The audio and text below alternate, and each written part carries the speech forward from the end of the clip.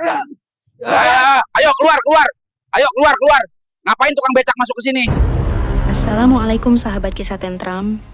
Hari ini kami hadirkan kisah mengejutkan tentang seorang tukang becak berpakaian lusuh yang nekat masuk ke bank mewah. Tapi bukannya dilayani. Ia justru dihina, ditertawakan, bahkan hampir diusir oleh para karyawan dan satpam. Tak ada yang tahu siapa dia sebenarnya. Tapi hanya dalam hitungan jam, semua akan berubah. Satu persatu akan menyesal. Karena telah menghina orang yang salah. Apa yang sebenarnya terjadi? Dan siapa sosok misterius di balik wajah lusuh itu? Tonton sampai akhir. Karena kisah ini akan membuka mata kita semua tentang arti harga diri dan karma yang tak terduga. Sebuah becak tua berhenti di depan gedung megah Bank Sentral Nusantara. Catnya mengelupas, kursinya sobek, dan ban belakangnya tampak kempes sebagian. Pria paruh baya dengan wajah legam turun dari becak. Ia memakai kaos putih penuh noda, celana jeans pendek robek di lutut, sandal jepit kusam, dan handuk polos yang menggantung di punggungnya. Rambutnya aut-autan, tubuhnya penuh peluh. Tanpa ragu, ia melangkah masuk ke dalam bank, menembus pintu kaca otomatis. Suasana langsung senyap. Pendingin ruangan menyambut tubuh berkeringatnya. Tapi tatapan orang-orang menusuk lebih tajam dari hawa dingin. Seorang customer service wanita menoleh, menatap pria itu dengan alis terangkat. Seorang teller pria menyikut temannya sambil berbisik. Tukang becak nyasar ke bank elit. Lucu banget. Beberapa nasabah yang sedang duduk ikut melirik. Sebagian menutup hidung, sebagian lainnya menyeringai. Pak Bayu tetap melangkah maju. Tak satu pun dari mereka mengenalnya. Baginya, hinaan itu hanya ujian. Tapi bagi mereka, dia hanyalah orang miskin yang salah tempat. Seorang wanita berseragam bank, kemungkinan staf senior, berdiri dari balik meja dan berbisik tajam ke security. Pak, tolong usir. Bau sekali. Ganggu pelayanan.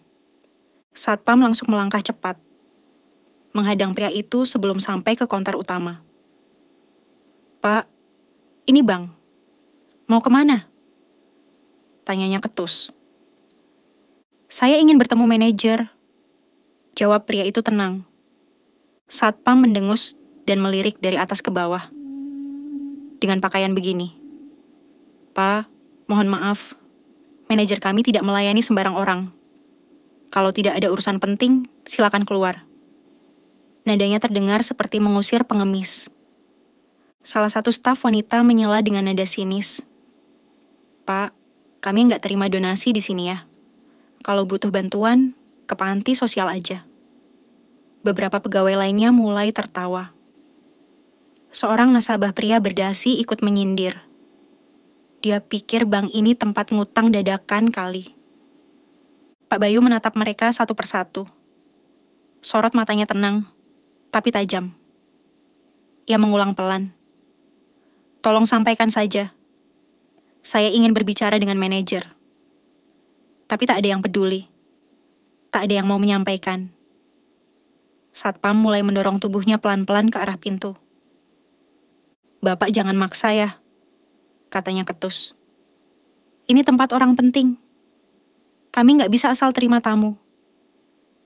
Hinaan itu belum selesai. Di belakang, bisikan-bisikan tajam masih terdengar. Beberapa sudah mulai merekam diam-diam. Seorang pegawai pria bahkan berkata, udahlah, ini pasti orang gila. Cuma bikin rusuh aja. Suara tawa kecil bersautan. Ruangan jadi riuh oleh ejekan halus yang menusuk hati. Pak Bayu masih berdiri di ambang pintu. Ia belum menyerah. Wajahnya tetap tenang. Dan saat satu kaki hampir melewati ambang keluar, ia menoleh pelan. Tapi belum sempat ia berkata apa-apa. Pak, saya bilang keluar sekarang. Bentak satpam lebih keras dari sebelumnya. Seketika semua mata tertuju padanya lagi. Pak Bayu masih berdiri tegak di dekat pintu. Tak bergeming meski suara bentakan, satpam tadi nyaris mengguncang seluruh ruangan. Beberapa nasabah pura-pura sibuk dengan ponsel. Tapi mata mereka diam-diam mengamati. Suasana berubah seperti tontonan gratis. Seorang pria miskin dipermalukan hidup-hidup. Ini peringatan terakhir, Pak. Kalau nggak mau keluar, saya panggil polisi. Ujar satpam yang tadi, kini suaranya lebih tinggi dan arogan. Pak Bayu menghela napas perlahan. Saya hanya ingin bicara dengan manajer. Saya nggak mengemis. Saya punya keperluan. Keperluan apa? Mau minta sumbangan? Ejek salah satu staf pria di balik meja. Tiba-tiba, seorang wanita berpakaian rapi keluar dari ruangan kaca. Blazer merah muda, rok hitam selutut, dan rambut cepol ketat menunjukkan dialah Bu Amanda, sang manajer. Wajahnya tajam dan tak sabar. Ia melangkah cepat ke arah keributan. Ada apa ini ribut-ribut? Tanyanya sinis. Satpam buru-buru menjelaskan. Maaf Bu Amanda, orang ini maksa ketemu ibu, padahal dia bukan nasabah. Bajunya juga kotor, bikin kaget semua orang.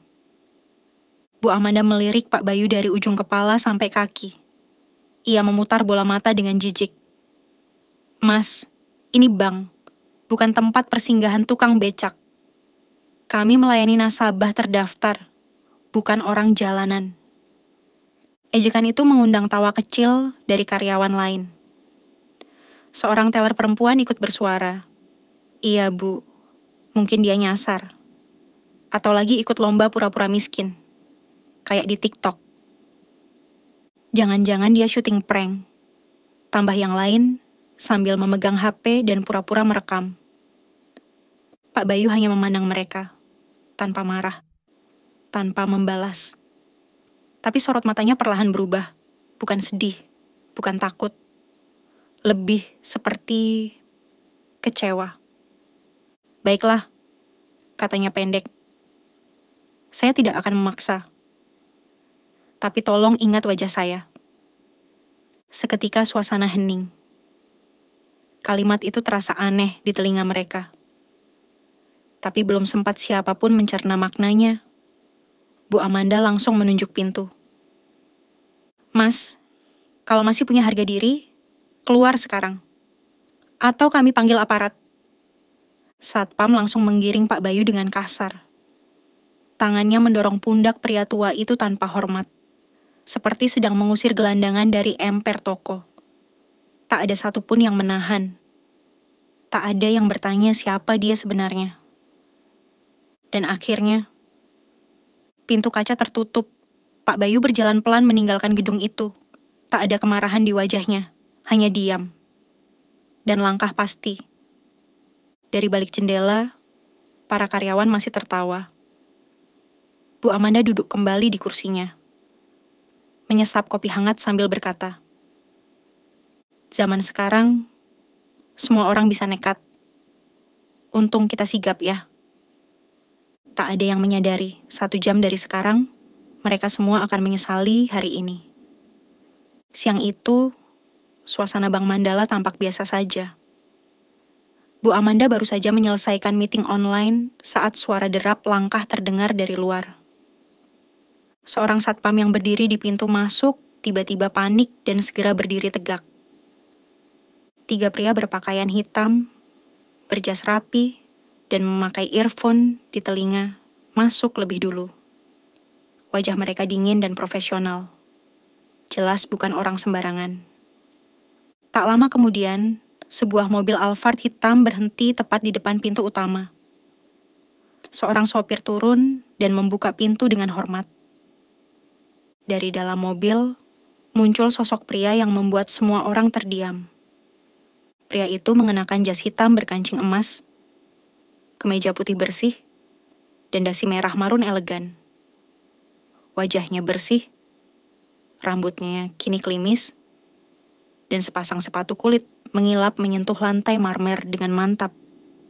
Namun, yang paling mengejutkan adalah itu pria becak kemarin.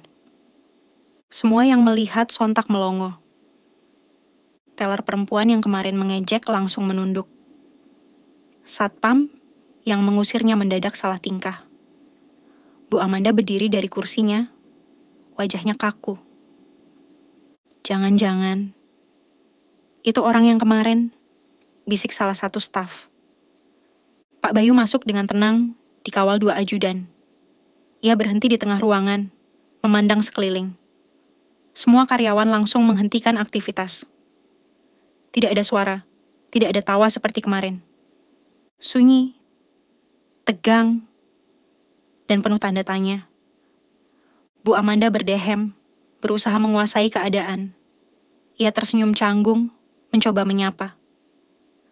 Selamat siang, Bapak. Ada yang bisa kami bantu? Pak Bayu tak langsung menjawab. Ia melangkah pelan ke meja front desk, lalu melirik satpam yang kemarin mendorongnya keluar. Kenapa diam? Tidak suruh saya keluar lagi. Tanyanya tenang, tapi nadanya menyayat.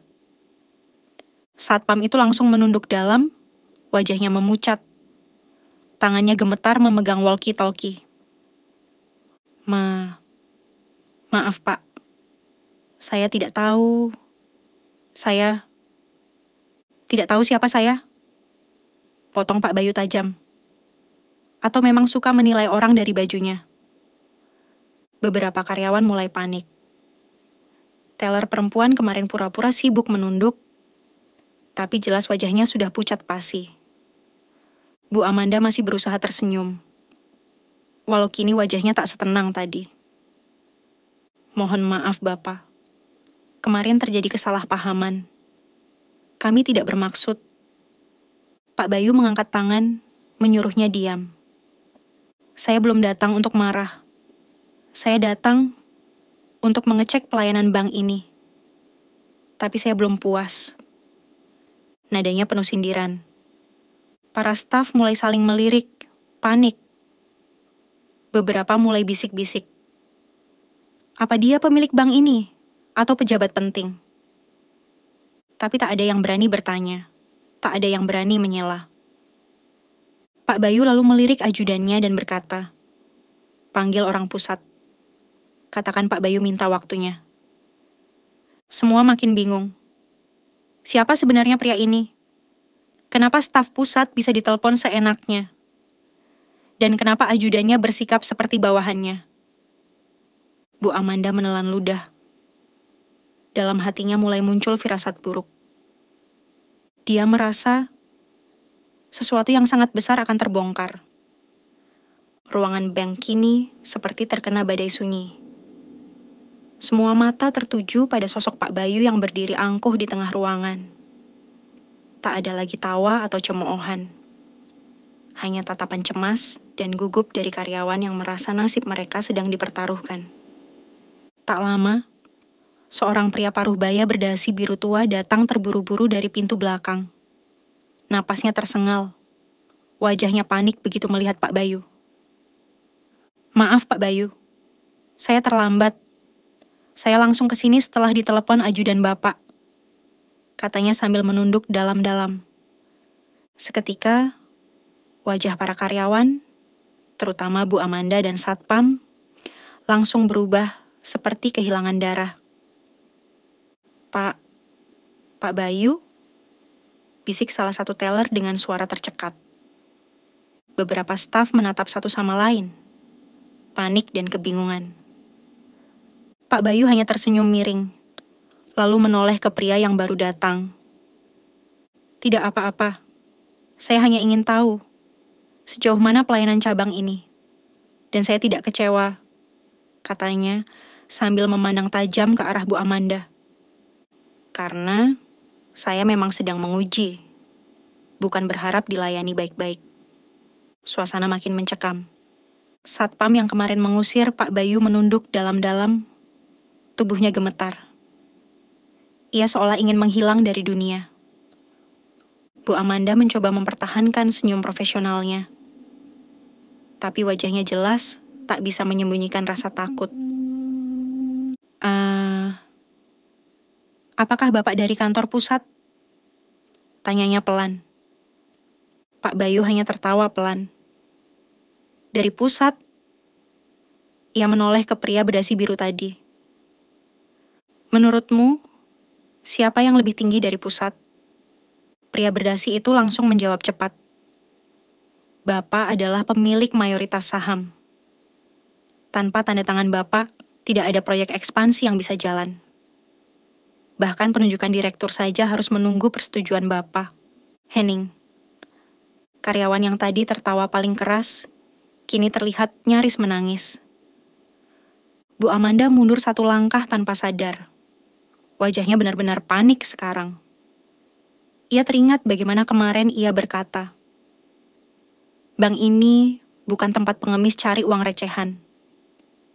Dan sekarang, ternyata pengemis itu adalah pemilik bank. Saya kira, semua pegawai di sini dilatih untuk melayani dengan sopan dan profesional. Ucap Pak Bayu pelan, nadanya seperti cambuk. Tapi yang saya alami kemarin, memperlihatkan siapa kalian sebenarnya. Tak ada yang bisa menjawab. Semua tertunduk, seolah berharap lantai marmer bisa menelan tubuh mereka sekarang juga. Pak Bayu melangkah pelan ke meja Bu Amanda. Ia menatapnya dalam-dalam. Saya belum memutuskan apa langkah saya selanjutnya. Tapi saya ingin tahu, menurutmu, apa pantas orang sepertimu memimpin cabang ini? Bu Amanda tak bisa menjawab. Bibirnya bergetar. Matanya mulai berkaca-kaca. Sementara itu, beberapa teller mulai terisak pelan, menyadari bahwa mereka telah melecehkan orang yang salah. Pak Bayu menoleh ke semua staf yang kini diam tak berkutik. Kalau saya saja kalian hina seperti itu, saya bisa bayangkan bagaimana kalian memperlakukan orang kecil yang benar-benar tak punya apa-apa. Telinga-telinga mereka terasa panas. Hati mereka seperti disayat. Tak hanya merasa bersalah, mereka mulai takut kehilangan segalanya. Setelah hening yang mencekam menyelimuti ruangan, Pak Bayu perlahan menarik napas dalam. Tangannya merogoh saku jas, mengeluarkan secarik kertas, dan meletakkannya di atas meja kaca yang berdenting pelan. Ini adalah laporan kunjungan rahasia saya ke cabang ini. Katanya tenang. Saya sudah mencatat semua kejadian, termasuk siapa saja yang mempermalukan saya tanpa alasan. Suasana semakin tegang. Karyawan yang kemarin mengejek, kini gemetar seperti daun disiram hujan dingin. Bu Amanda tampak pucat. Keringatnya menetes meski pendingin ruangan menyala maksimal. Pak Bayu menatap langsung ke arah Bu Amanda. Kamu menyuruh satpam untuk mengusir saya. Menyebut saya pengemis. Padahal kamu tak tahu siapa yang sedang kamu hadapi. Bu Amanda bergetar. Maaf, Pak. Saya tidak tahu. Pak Bayu mengangkat tangannya, membuat wanita itu langsung diam. Ketidaktahuan bukan alasan untuk bersikap kasar. Seharusnya kamu tetap sopan kepada siapapun. Itu prinsip dasar seorang profesional.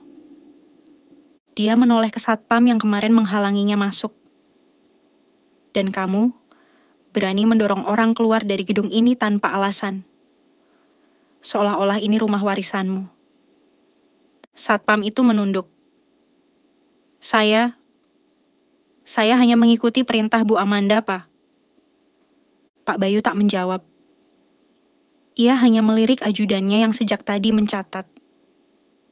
Catat semua nama yang terlibat. Lalu dia menghadap ke seluruh karyawan. Saya tidak akan memecat semua orang hari ini.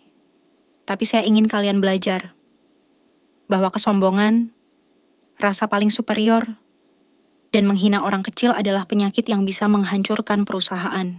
Ia lalu menatap tajam ke Bu Amanda. Mulai hari ini, kamu saya nonaktifkan dari jabatan kepala cabang. Kamu akan dipindahkan ke bagian call center di kantor pusat. Kalau dalam 6 bulan, performamu masih buruk, baru kita bicarakan lagi nasibmu. Bu Amanda menunduk, terisak. Maafkan saya, Pak.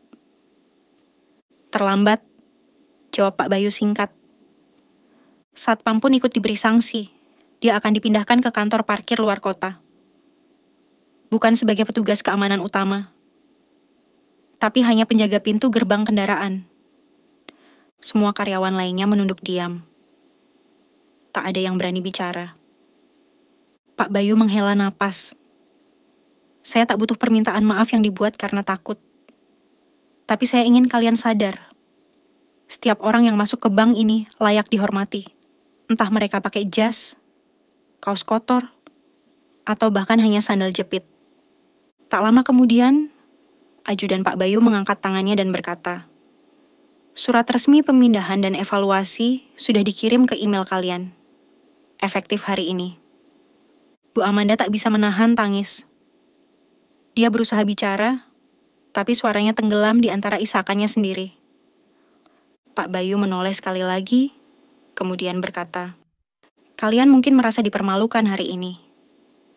Tapi itu baru sebagian kecil dari apa yang saya rasakan saat dihina di depan umum, di depan banyak orang. Hanya karena saya datang dengan becak dan pakaian lusuh, lalu dia berjalan meninggalkan ruangan dengan tenang, diikuti para ajudannya. Tak ada satupun suara yang terdengar di dalam bank. Yang tertinggal hanyalah penyesalan, ketakutan, dan pelajaran yang tak akan pernah mereka lupakan. Hari-hari berikutnya terasa berat bagi Bu Amanda dan karyawan lainnya. Posisi yang dulu mereka banggakan kini hanya menyisakan rasa malu dan sesal. Tiap kali melihat kursi manajer yang kosong, hati Bu Amanda teriris. Ia duduk di ruang pelatihan call center, mengenakan seragam biasa, tanpa keistimewaan, tanpa gelar. Satpam yang dulu angkuh, kini berdiri di bawah terik matahari, menjaga gerbang kantor cabang kecil yang jauh dari kota.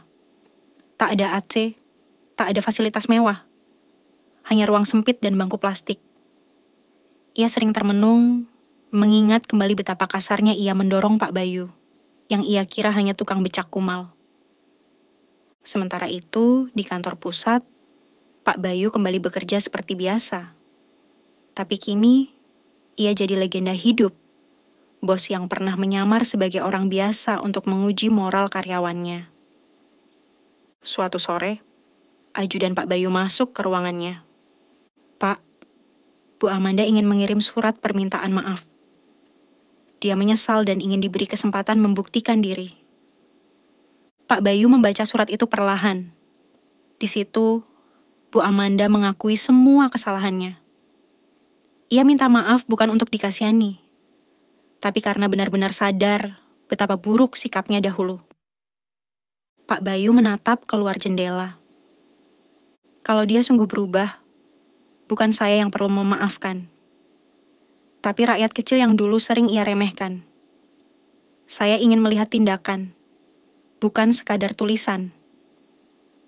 2 bulan kemudian, kabar beredar bahwa Bu Amanda diam-diam sering menyumbang ke panti asuhan, melayani pelanggan kecil dengan penuh hormat, dan bahkan membantu tukang parkir yang sedang kesulitan. Ia benar-benar berubah. Pak Bayu pun datang diam-diam ke cabang itu, kali ini tanpa becak, tapi tetap sederhana. Ia melihat senyuman tulus dari para teller, security yang menyapa ramah siapa saja, dan suasana kantor yang hangat. Dia tersenyum kecil. Mungkin sekarang mereka sudah paham bahwa kesuksesan sejati bukan soal jas yang mahal, tapi hati yang rendah dan sikap yang bijak.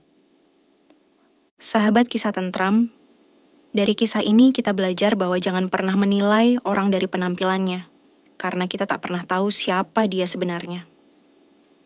Apa pendapat kalian tentang sikap Pak Bayu? Haruskah dia memaafkan sepenuhnya? Atau tetap memberi sanksi keras?